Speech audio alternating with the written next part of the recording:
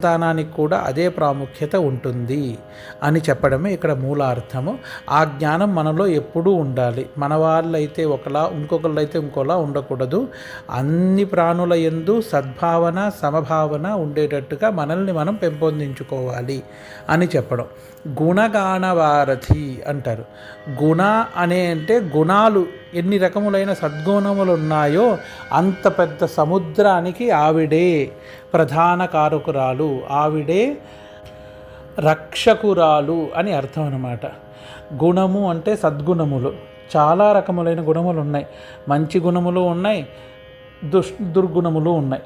దాంట్లో సద్గుణములు ఏవైతే ఉన్నాయో వాటిని అందించి, జ్ఞానమయ్యే అని ఇంతకుముందు వాక్యం ఉంది కాబట్టి సద్గుణములని అందించి లోకహితైషిని, లోకానికి మంచి మార్గాన్ని ప్రేరేపించే అమ్మవారు అని అర్థం అన్నమాట. ఇక్కడ సంసారంలో సంతానము అనేది ఒక విశేషమైన యజ్ఞంగా భావించి చేసిన వాడికి పుట్టబోయే సంతానం కూడా లోకహితకారకముడైనే ఉంటాడు తప్ప వేరే ఎటువంటి దోషము రాదు.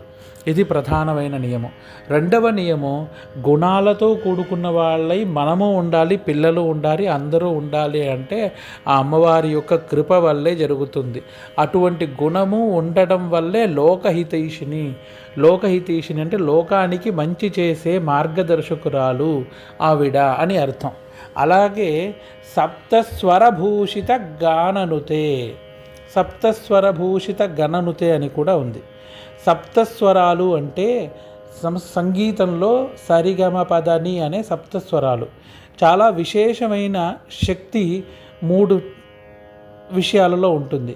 ఒకటి మంత్రశాస్త్రంలో, మంత్ర ఆధీనంగా చేసే మార్గంలో. రెండవది భక్తి మార్గం. దాంట్లో ఈ సంగీతాది వాద్యములన్నీ వస్తాయన్నమాట. అమ్మవారికి లేదా దైవత్వానికి శీఘ్రంగా ఆనందింపచేయడానికి భజనలు చేయడము, భక్తిగా సంస్కృత శ్లోకాలు, స్తోత్రాలు పాడడము, అలాగే సంగీతం నేర్చుకుని ఆరాధన చేయడం. త్యాగరాజస్వామి వారు, అలాగే ముత్తుస్వామి దీక్షితులు లాంటి వారు ఇలాంటి మహనీయుల మార్గదర్శకంలో వెళ్ళడము, సంగీతంతో భగవంత్ ప్రసన్నం చాలా శీఘ్రంగా జరుగుతుంది అని అంటారనమాట. ఎక్కడైనా సరే సంగీతానికి ఒక విశేష శక్తి ఉంది. దాన్ని ఆస్వాదించడం తెలిసిన వారికి చాలా విశేషమైన శక్తి, మనశ్శాంతి, స్థితి కలుగుతుంది. ఓంకారాది ప్రణవనాదాన్ని చేస్తూ ప్రాణాయామం చేస్తూ ఉంటాం. ఆ ఓంకారంలో కూడా సంగీతం దాగి ఉండడం వల్లే అది కళ్ళు మూసుకుని ప్రాణాయామంలో ఓం అని చెప్పేటప్పుడు మనలో ఉండే శాంతి, బుద్ధి,